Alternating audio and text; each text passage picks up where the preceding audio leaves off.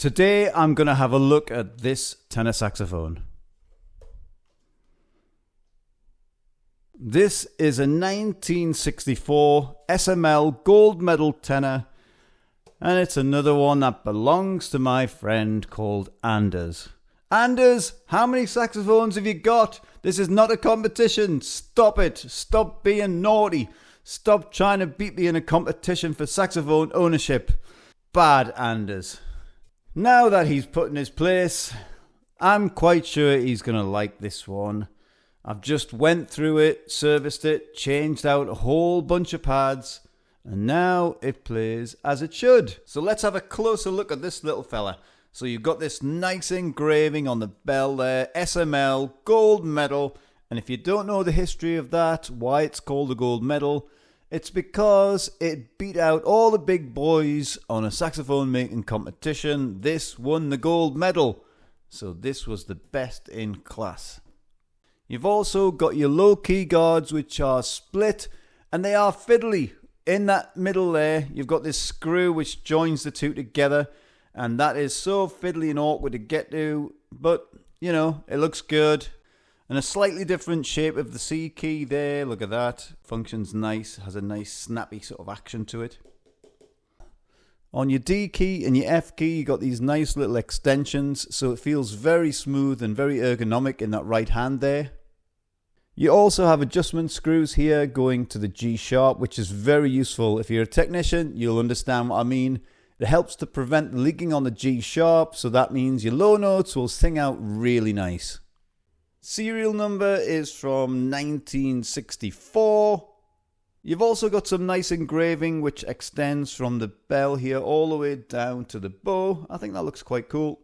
Looks very nice. Look at that little flowery thing. I guess it was made in the 60s, so flower power. And there's another flower. Look at that. There it is, doing its flowery things.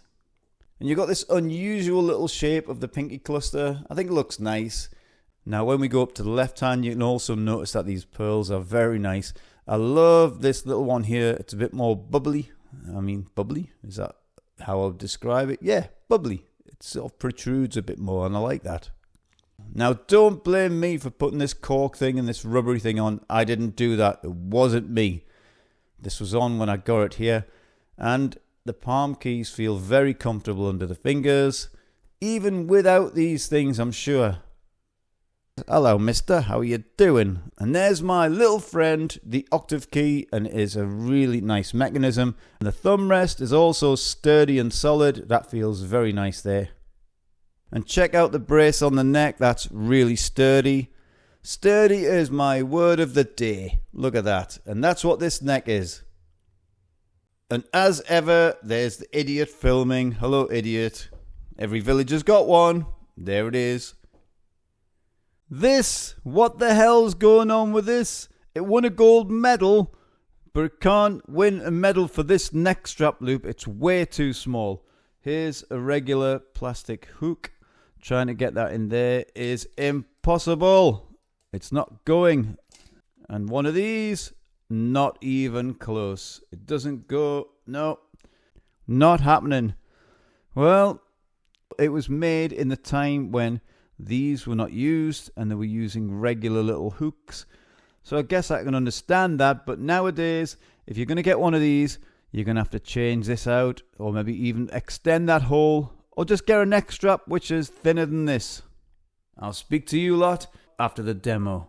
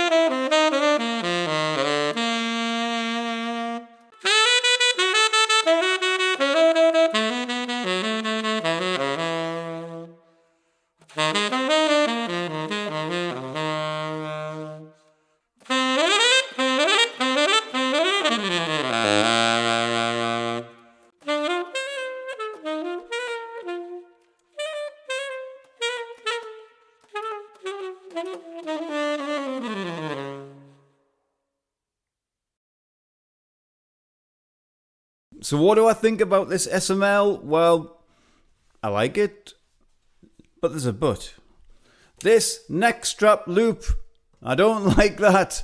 I don't like it. It's way too mini. I guess you can go back to the traditional little hooks. That would work absolutely fine. But for modern neck straps like this or this, it's not going to work. It's horrible. It doesn't work. It's not very good for that. So you got to be aware of that. The sound, the tone, can't fault that. It's got a great sound. Really full, nice and even. Tuning's very good as well. But there's another but. The Altissimo is like a minefield. I found that the Altissimo is not the most stable. So you've really got to work on that. So bear that in mind. You've got to try and figure out some alternative fingerings for what you're maybe used to on other saxophones. But once you get them figured out, it's okay. It's not the best, not the most sturdy or solid, but it's okay. The ergonomics are very good. They're smooth, they're nice, and it is built like a tank. It's a really good tenor, and I like that body to bell brace as well. That's a solid thing. But the only problem, like most soldered body to bell brace, is that if you get a knock on the bell, it pushes in to the body here, and that can be a pain in the butt to try and fix. So you got to be careful not to knock your saxophone, but that's a kind of a given thing, isn't it? I like these vintage clusters like this. I think they feel nice. They're very smooth, very easy to play.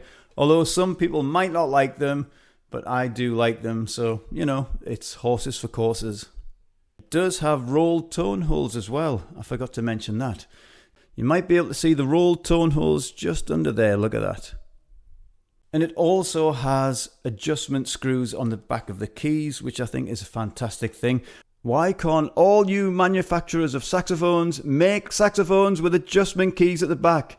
I know Yamaha do it, but most of you should do it. It won't cost you that much, and it's a fantastic thing to have. It's much easier to put these saxophones in regulation when you've got these adjustment screws. So 10 out of 10 for the build quality and design on this, apart from that stupid thing. But that was designed for back in the day, so okay, I'll give that one a pass. But that's my view on the SML Gold Medal tenor. It's a nice tenor. Anyway, it's time to move on. I hope you've enjoyed this video. Now it's your turn. You can give something back to this guy here. Click on the like button, click on subscribe. They're both free. And it makes this village idiot smile. Catch you in the next video. Enjoy your saxophone journey, and you'll see me later. Bye.